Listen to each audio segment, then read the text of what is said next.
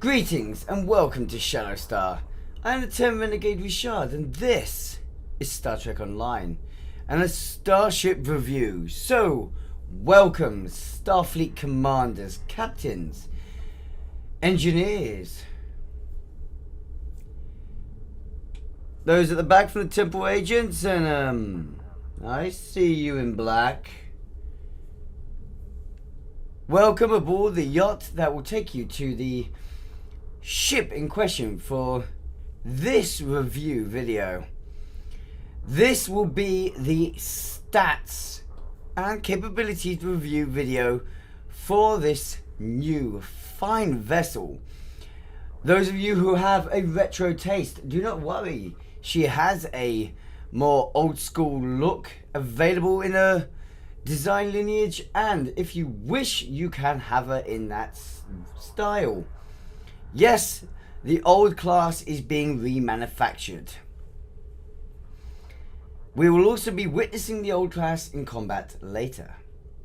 But first of all, we'll be starting with the actual rundown on what this ship is capable of. So her full stats breakdown, her special console, any special capabilities she has in this ship's case, the experimental weapon, and her trait. Now, before we actually get on with this, I do need to send a massive thank you to Negus, who donated £50 to the channel in support of what we do here. A huge thank you to you, Negus, because this video and the other review videos to the bundle that has just recently been released for 12,000 Zen would not have been capable without you. So, seriously, a massive thank you to you. Now, with that being said, may I introduce NCC 1911J. Huh, I actually bothered to put a letter on this time. Should have done that with the last one. The beautiful and magnificent USS Negus, also known as the SHRAN Light Pilot Escort. Oh, the things I could say about this ship. Visually, I'm going to be saying a lot of things about this ship, but this is not the visual review. Those of you looking for the visual review, well, that will be in a separate video linked in this one's description and at the end of this video. So don't worry, you can watch it if you want. It'll be split into two, so you can look at the specific ship you want to look at in interest. I will cover customization in this video, but right now we need to focus on this beautiful masterpiece, which is armed with apparently a lot of torpedo launchers. Well, for its size, a lot of torpedo launchers. This has to be the smallest ship to have that many launchers. That's right. This light pilot escort that you could possibly pilot is a very, very small vessel. Not exact. Looking at her, if I was to be very blunt, I would say she's only slightly bigger, if not the same size, than a Defiant slash Valiant class, making her not all that big. She is, however, well, as stated, a light escort, making her, well, probably one of the most maneuverable ships that we've got to date. Maybe one lightest armoured, and capable of hitting with a punch. Due to this specific standing of her, I will not be taking her support and tank possibilities into high regard when scoring this ship. I will give you an idea where she scores as them, but let's be fair, that wouldn't be fair. She's not a cruiser. She's not as well rounded. She is specifically targeted at smashing in that damage, either in hit and run or hanging there for a little bit. But she's a damage dealer. She's DPS. We'll focus on that. So, beginning on this run, we should state very simply that she is a leveling tier 6 ship. That's right, not a standard ship. You do not need to be Vice Admiral. In fact, you can have this ship from the rank of Lieutenant. Yeah, an expensive ship for a Lieutenant, 3000 Zen, but considering that she levels, she's worth it. In this case, much like the other leveling ships we recently had, such as the Gargarian Miracle Worker, this ship is available to you from early on and can be used right throughout to your late game, making her one of the choice ships in just that aspect alone. Because instead of spending out on many a Zen ship, if you feel like you have to always have the Zen ship, you can go straight for this girl and get used to her, get comfy, build her up from square one. It's not bad. A lot of captains wish they could keep the same ship for so long. I know Picard had a fondness for his Stargazer. But with this being said, type Escort, and I do need a focus here, seriously Richard, focus. So type is Escort, and has a hull at level 50. Sorry, I can't go any lower, unfortunately the stats isn't telling me any lower here. Is 32,775. Yes, she is quite light in the armor. At level 65, she reaches a cap of 42,750. Now that's not necessarily a bad thing, because taking that into account, she is, well, she's scoring low hull wise, but she's for escorts, she's below average, but she's not too weak. In fact, her hull modifier score is 0.95. Sorry, 0.95. So she's okay, I guess. These things can be countered in many ways, obviously with the engineering consoles and science consoles, but with a shield modifier being 0.8, she is vulnerable there too. Definitely give me the feel that this pilot ship is majorly hit and run. Well, that's not necessarily a problem, because let's face it, she is a pilot ship. She has high maneuverability capability. We'll explain that in a bit, or actually I'm going to demonstrate it literally in a minute. But it's safe to say that she's not going to be worrying too much on that sponginess, as long as you have a good helmsman at the helm. Make sure you got your best there. Her turn rate, and this is where she starts to really shine, is 21, making her one of the most maneuverable ships out there, easily flying circles around even other battle cruisers and escorts. So, when I say escorts, of course I am talking about escort carriers, which are the lowest maneuverability escorts. But hey, that's still another escort that she can fly herself around. So seriously, something to think about. Her impulse modifier is 0.23, and inertia rating of 80 means that it's going to be pretty easy to drift this ship around those enemies and keep them in that forward arc, allowing her to punch out even more damage than normal. Her bonus power settings also amplify to what we are already getting from her, which is a plus 15 to weapons and a plus 5 to engines. Again, this is clearly showing how this ship wants to be fast, maneuverable and hitting hard. Essentially, she is lightning. Strikes you from out of nowhere and leaves you burnt. Oh, I'm sorry that offends anyone. Her weapon scoring is 4 forward and 2 aft. Very Raider-like there. I definitely see this ship as being a bit Bird of Prey-esque. But then again, I guess that's probably because it's following similar stats to the Klingon one. Well. And, well, bridge officer slots to follow up and complement that? Well, that's a damning good thing.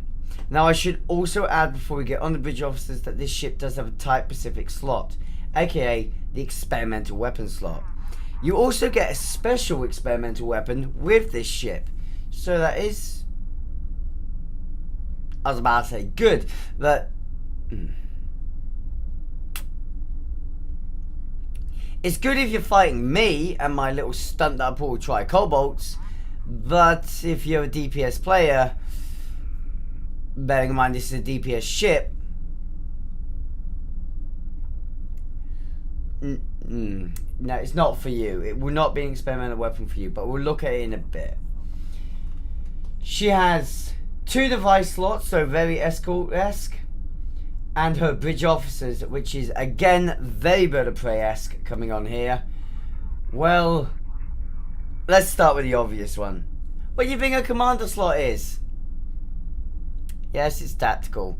Kind of wish the battle cruisers had tactical slots, but yeah, battle cruisers are still cruisers. For some reason, they're still holding engineering, even though they're more tactically orientated. Don't vent on something that's not the subject. This ship does, however, have a brilliant commander slot. Being tactical means that you're going to get your great DPS output from this ship, and, well, that's not to say that you can't run a scientific or engineering type role, though, because the next 4 positions are all universal.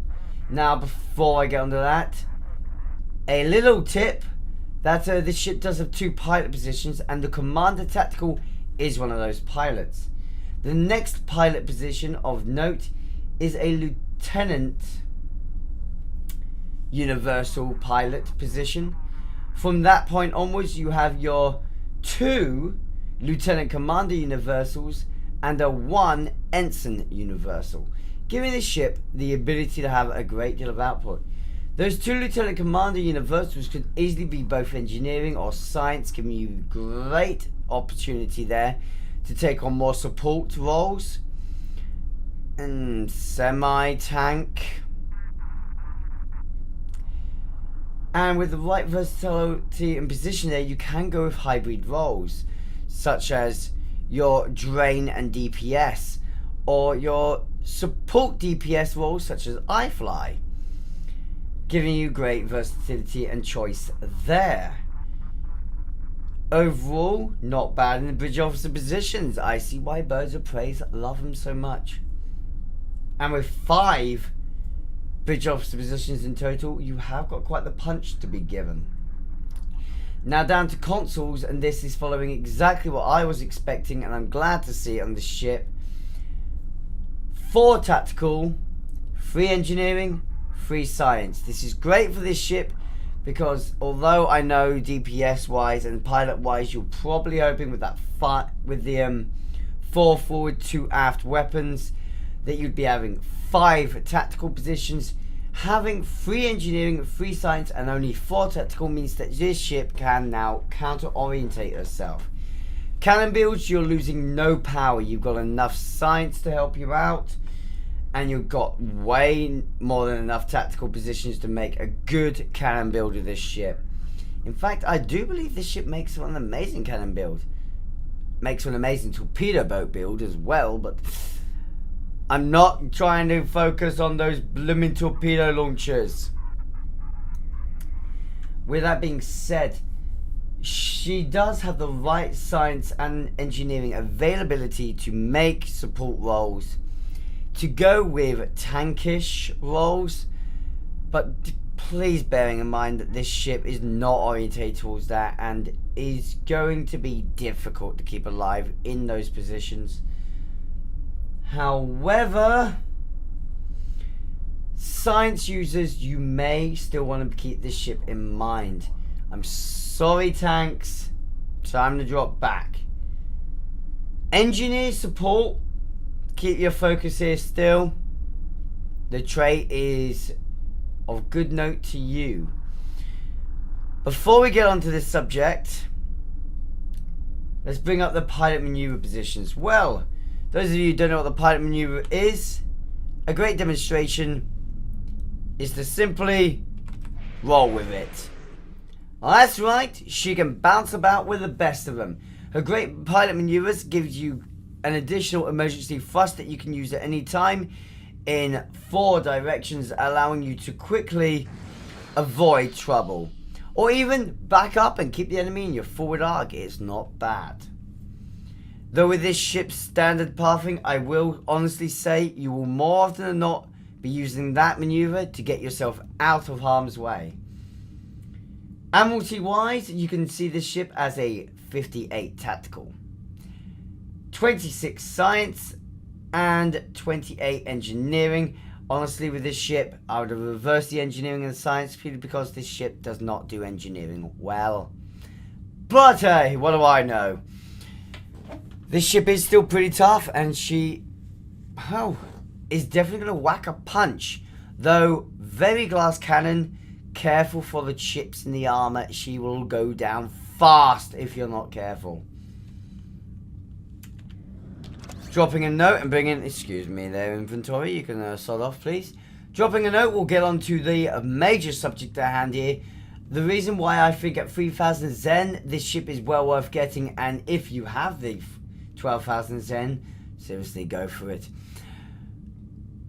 I'm not even joking here. The bundle is well and truly worth it. In case you're wondering, if you have got the money to get the bundle, I'm just going to say now go and get it. It's worth it, especially with what you get in the bundle. Overall, it's just great. But on the subject of the strike from the shadows, this will buff your attacks on any enemy you're not targeting. When damaging foes that are not targeting you, or doesn't have you targeted, should I say, to yourself, you get a decrease in threat generation 60%, a plus 5% to crit chance, which I absolutely adore, and thank you to the viewers that corrected me on this, an excellent plus 5% on bonus all damage. Now that I know that all damage actually works slightly different to the way I was reading it up on, turns out it is really worthwhile. It does come in handy. And as a result, well, I can see that being a really helpful output with you. It will placate your target for 12 seconds until you deal 1,414.2 to the damage to the jammed target. However, this only occurs once per 60 seconds. And I'm sorry, but I'm sure most you DPSers out there know, well, this is going to be predominantly used by DPSers, that placate, it's not really worth it. I'm sorry, it's not worth it on that aspect there. The placate, to me, ignore that part. All you need to know is the plus 5% and a decreased threat generation. Why? Because you're dealing too much damage anyway. That placate is going to be gone in a matter of seconds, if that. So, focus on the big points at hand, and this is why the trait is so good and so worth getting. The decrease in threat generation makes you an unbelievable asset to the tanks you're flying with. Why? Well, it's as simple as this. You're decreasing your own threat generation,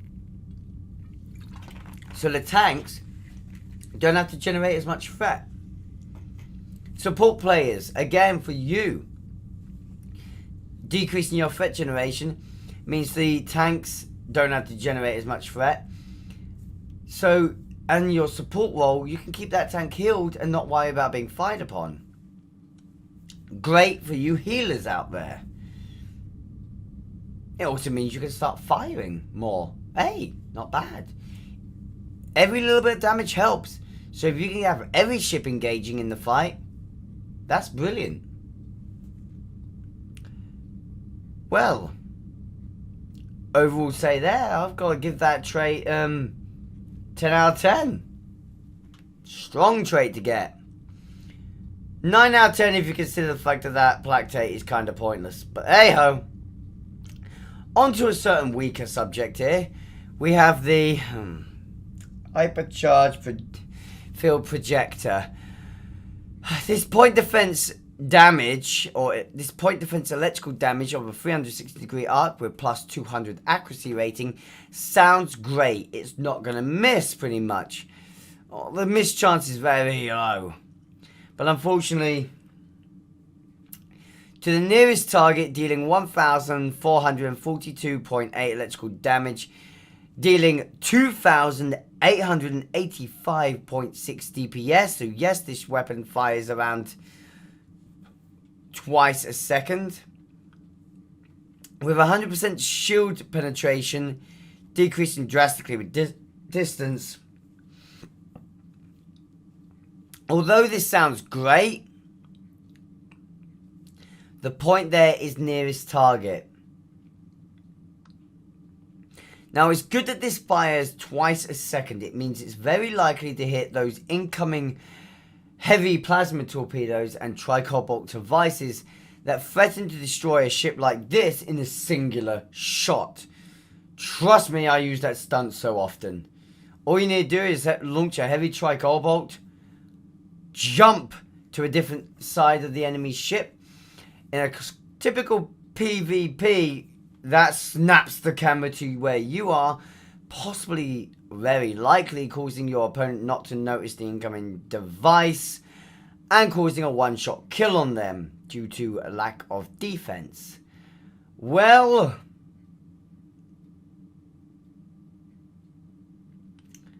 escorts using this ship, escorts using this experimental weapon will find it a lot easier to survive them. However, not many people pull that stunt. At the absolute worst, you're going to see a spread of heavy plasmas. Now that's scary to see, but again, this isn't going to be able to counter that. Well, it could do as long as the enemy is too far away. But the enemies notice you're using that, they're gonna make themselves the closest to you and take a bit of the damage from their own plasma torpedoes, because then all their plasmas hit you and wipe you out. Meaning, I'm sorry, but this is just not a good weapon. Not when you consider, I can go right here and bring up two immediately better weapons. Weapons that I bothered to upgrade as a result. The railgun and the Voice of the Prophet, they're just better. I'm sorry. I want to be nicer to this experimental weapon, but I can't. And unfortunately, from the DPS standpoint, that this is most likely used by DPS ship, I'm sorry, but you're only a 2 out of 10. You're pathetic. However, from a support standpoint, being as if you're flying a ship, adding this to, say, the escort carriers or Defiant, Prometheus, it will be helpful to them in some manner of speaking. If you're taking a more supportive role with those ships, so that would still be a bit odd, but okay. Support DPS, maybe. This could be useful, so I'll give it 5 out of 10 there.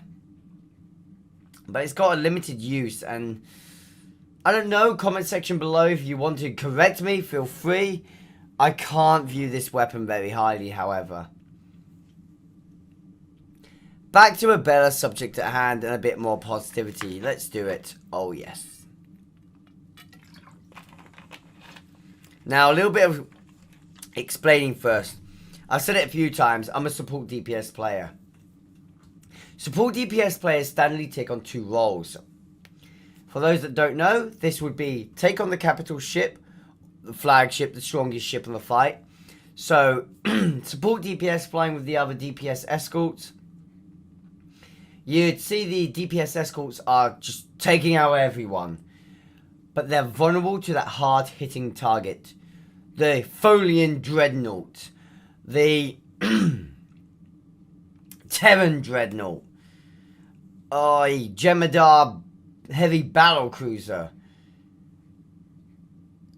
My role as support DPS is to take those bad boys out, or to at least draw their attention onto myself so that the other escorts don't have to worry too much about their fire. Around doing this, we'll also primarily try to concentrate the enemies. Draw them all in together, get them collected. You know, make an easy target for escorts that are flying cannon spread, torpedo spread, cannon scatter volley, and beam fire at will. With those ships that are using forward arcing attacks and primarily dual beams, you're going to have the enemy in your forward arc, and you're going to really want them there. So a support DPS will try to cluster those enemies, perhaps with gravity well. Well, I'm sure you guys have been looking at this and already seeing exactly where I'm going with this. Turns out support DPS might be a bit null and void in that category right now. Because this unbelievably good tactical console, yes, I know it's a universal console. I'm calling it tactical. It's very tactically orientated. This console, universal graviton displacer, gives you plus 17.1 to hull penetration. That works really amazingly with a certain other, if I have it on me. Don't know if I have it on me to show you it. It's going to be annoying if I don't. Uh-oh. Bluff. I'm going to be really annoyed if I don't have it on me. I do have it on me. Another tactical console. Shield penetration. Combine these two together and you have got a great advantage. So this is basically now your escorts have got the ability to completely degenerate enemy ship shields and hull. There are also other consoles that are giving you where is it? Hull penetration. So you could combine it with something that's powerful as the interphasic quantum distributor, and you'll be once you're through the enemy shields, you are going to slice up that hull like butter, making this graviton well really handy in that position. You also have a plus 17.1 to tactical readiness. Come on, guys. DPS wise, that is absolutely amazing. And support DPS, that's great for you as well. It means you can get your shots off a bit easier. Going with that recently said trait of the Gargarin Miracle Worker, that is really helpful. Hence why I say the bundle is so good. This ship's active effect is just overpowered, personally speaking. In testing, I found it to be more than overpowered, more than capable of just obliterating your targets. I'm using beam overload at the moment. I'm probably going to change that to fire at will just to give you a demonstration, because this is just too damn good. For 10 seconds, foes within 6 kilometers are all going to be pulled in front of you. What? Now, admittedly, to yourself, you get a turn rate set to 10 and a flight speed set to 75.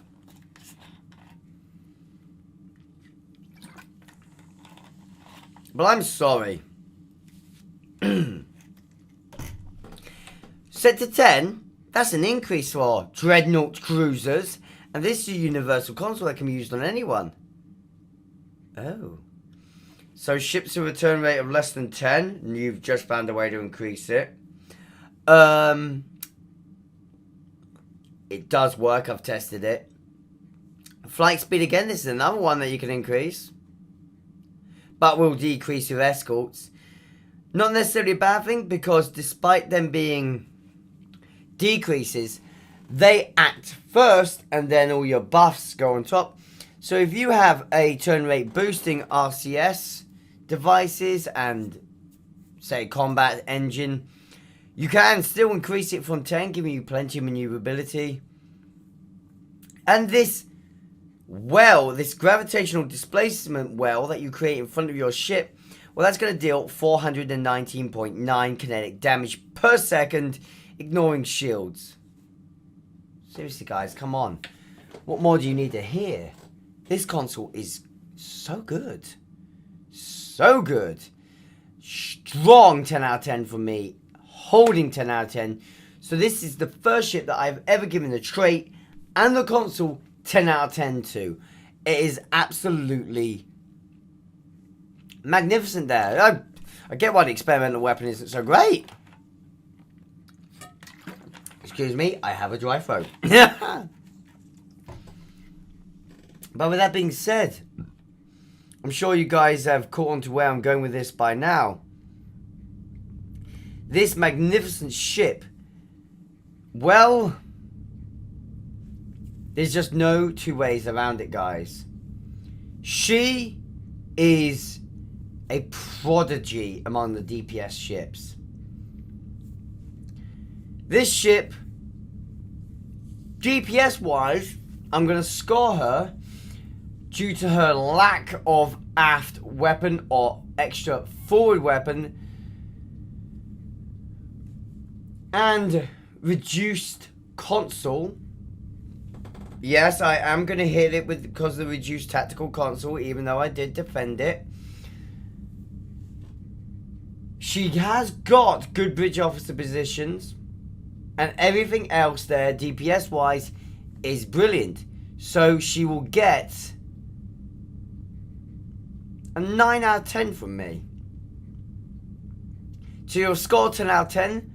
All she would needed is one more tactical console or one more weapon emplacement. So, I think that's fair. I'll easily score a 9 out of 10. No problem.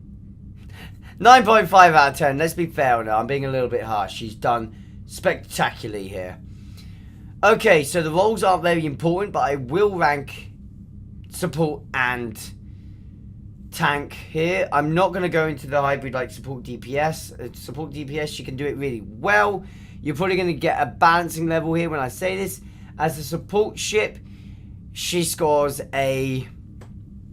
I'm going to be somewhat fair here and score her a 6.5 out of 10. She is a support... She isn't a support ship, but she has support potential. So she can go there. I don't want to score her too highly though, because as a support ship you do need some survivability and she's lacking there. Tank, obviously you've just guessed from me saying some survivability and she's lacking. Well, as a tank you need a lot of survivability. I would have to rate her down at a 2/3 out of 10 because she doesn't have survivability really. But you can pick it up a little bit. But like I said, it's not fair to see her there and score her there. She is a DPS ship primarily, and she does it so damn well. So, overall, so far, I'm giving her credit. She's absolutely magnificent. But before we give her a final score, it's time to take the retro ship out. That's right, we're going to swap back over and take a look at the magnificent MAGEE class and let the SHRAN take dock for now. Let's see how she does in combat, guys. Follow me there.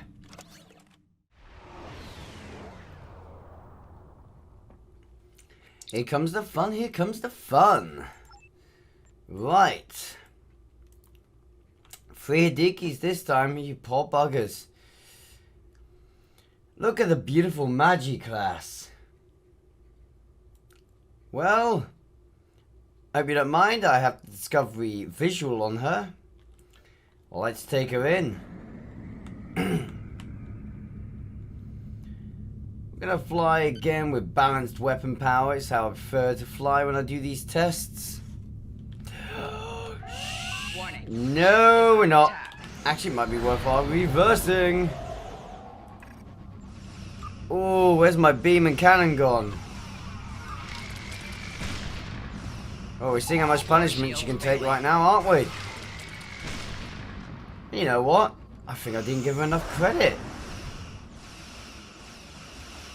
Hull integrity below 75%. This is 3 Hadikis and they're taking some fair amount of time to deal damage. Oh, come on. My build increasement isn't that good. Less shield. Let's have some fun. There we go. Look at that. See what I mean by that? It's just so damn powerful. And, by the way... 4 shields failing. That's how powerful.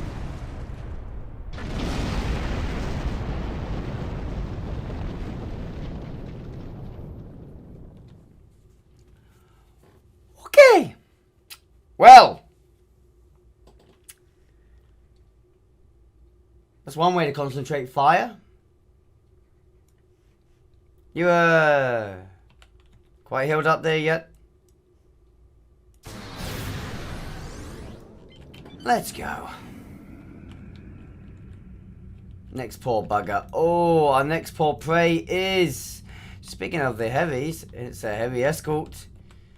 Let's see how well it does, shall we? Let's go. Warning. Ship is under attack. 4 shields failing. Not bad. Hull integrity below 75. You're seeing what I mean right now about, one, a sponginess, and two, just exactly what I meant by how much damage you deal in so little time. Look, there you go. I just did a flanking 1,000 right there. Come on, keep it up, you little bugger. Take your damages offline. Come on, boy, quit it now. There we go.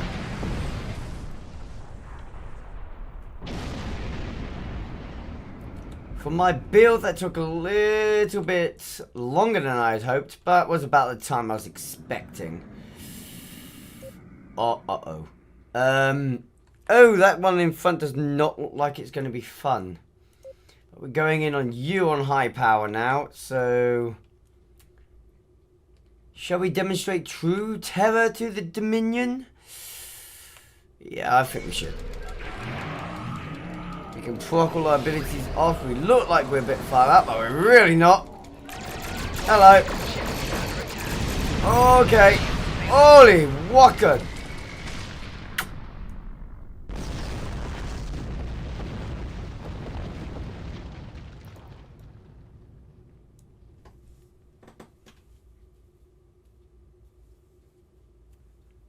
I haven't had a kill like that since the Star Cruisers.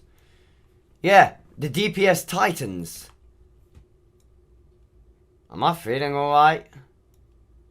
Well, damn. One more barrage. Let's see how this does. No additional power. Let's just see how she does in the fight. Here we go. Hey, I need to salvage. What can I say? In we go.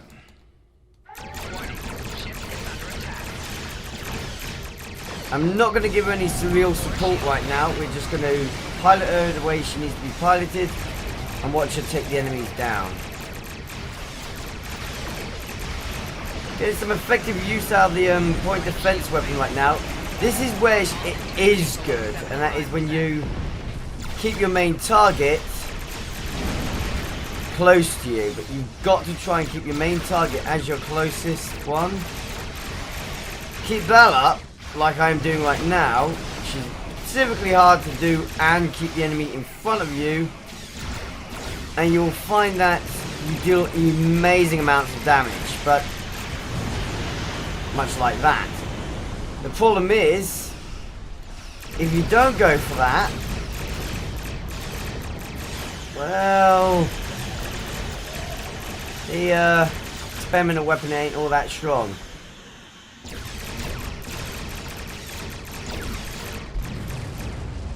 That being said, I don't know right now, she did just exceptionally destroying those guys. And God, I'm gonna have so much fun reviewing this ship visually.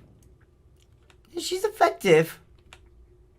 It's safe to say she's an effective ship. That's that. I don't know if she's that effective.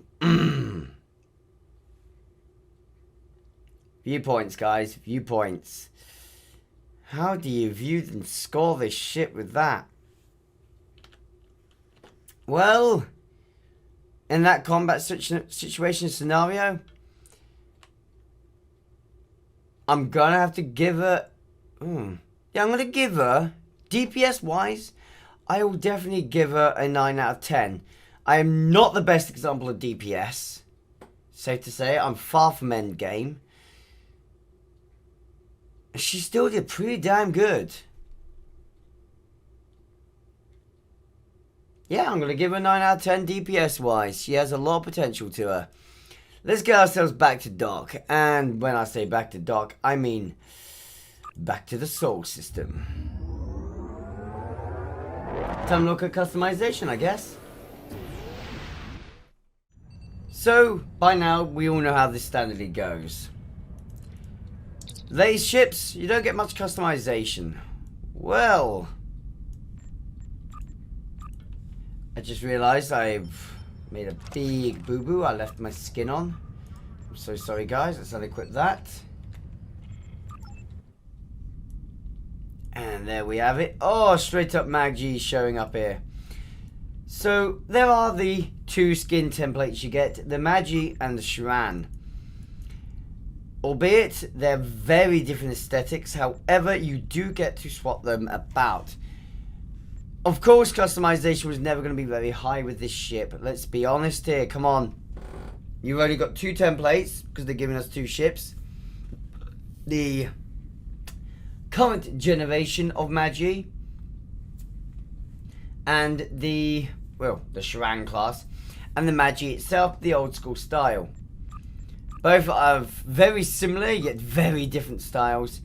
It is interesting that they allowed us to swap out, so you can do something as interesting as that, though it does look like the poor hull is now being squished. I will be honest, the MAGEE nacelles do look kind of interesting on the SHRAN body. Far interesting, actually. I kind of like it. But not. But all things in focus here. You have two templates to work with. A lovely list of patterns you can work with. And seriously, there are some absolutely astonishingly beautiful patterns you can throw into this ship that work really well. Special bridge comes with these old school Discovery ships, which is the Walker Bridge.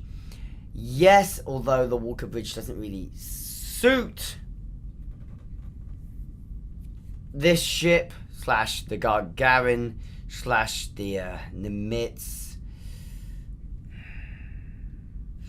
Mostly because the Walker Bridge is designed for under saucer rather than above saucer. It's still kind of a nice bridge to see. Nice to have it. STO, I'm really hoping you get round to giving us a second Discovery bridge that emulates a top saucer design. I'm not going to complain though. The Walker Bridge is very nice. It's a very nice sleek look. I do love its style. And every chance I get to use the Walker Bridge, I honestly do use it. So, yes. Nice little addition there. Again, much like the Gagarin from my last review, the MAGEE has its own special set of windows. Doesn't necessarily fit too well on the SHRAN, but hey, they work. You also then have your following 7 types to add to it. I'm loving the fact they've added all these new types. They're very nice. All of them work really well with the ships. So you can have some absolutely beautiful aesthetic choices. Some make the ship look gigantic. I'm just going to be honest, because now this ship looks like it's absolutely huge. It's actually not that big. Nice that the SHRAN has a bit of a actual feel of not being too big. Hint, hint, Discovery, you are oversized. But yeah, it's not bad. You then have the beautiful addition of 5 Discovery era types. The NX and NX refit. Your 10 ordinary types. Then your upgrade and veteran hull types. So this is a magnificent list. I mean, it wasn't too long ago you only had 9, maybe 10 choices. You now have 19.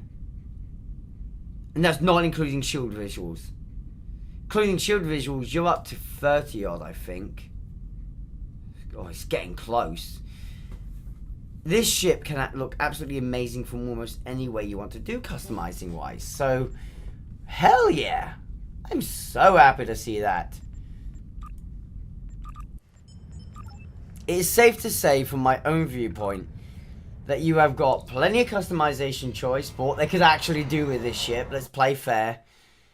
It really astonishingly well does her DPS role. It's not fair to judge her on tanking and support, so overall I'm not going to. So there is not going to be a flexibility score this time around. How open is she to beginners? Well, obviously she's a leveling ship, which is great because it means that she levels with you and does give you the ability to learn. Albeit, I will be honest, personally speaking,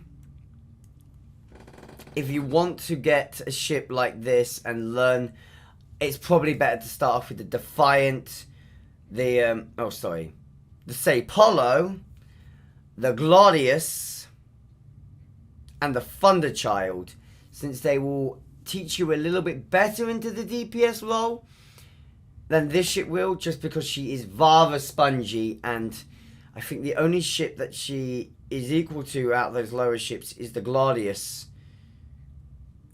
And even then, the Gladius might have a slightly better hull scoring. But with that being said, she is a good entry to DPS ships. She's a brilliant entry to pilot ships, just because you can have her from a low level. Is she worth the 3,000 Zen? Yes, I would say so. DPS wise, she's definitely worth it. Obviously, tanks. No. Engineers.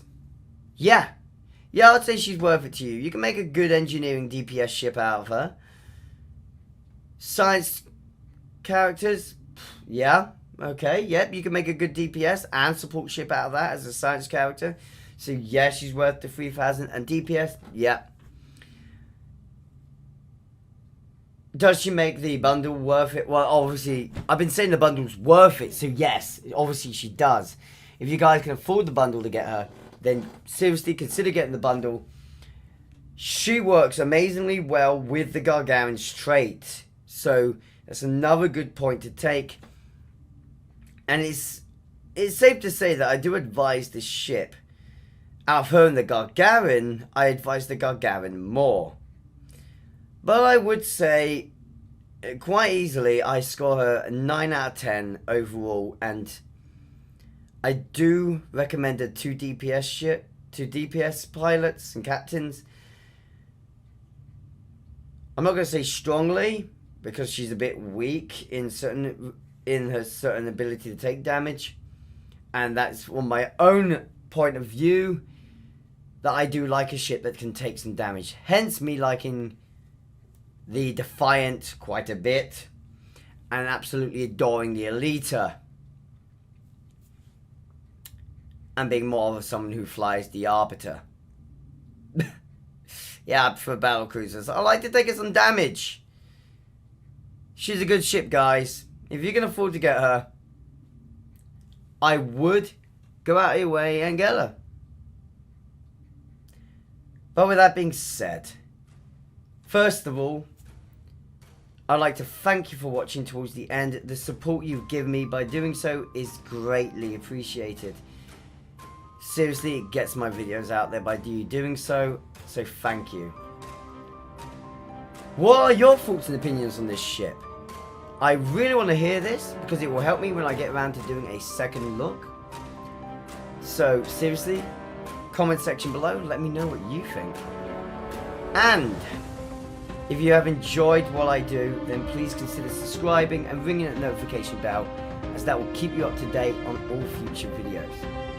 Also, and I know this sounds a bit beggy, but maybe consider supporting me on a more personal level if you wish, and joining my Patreon.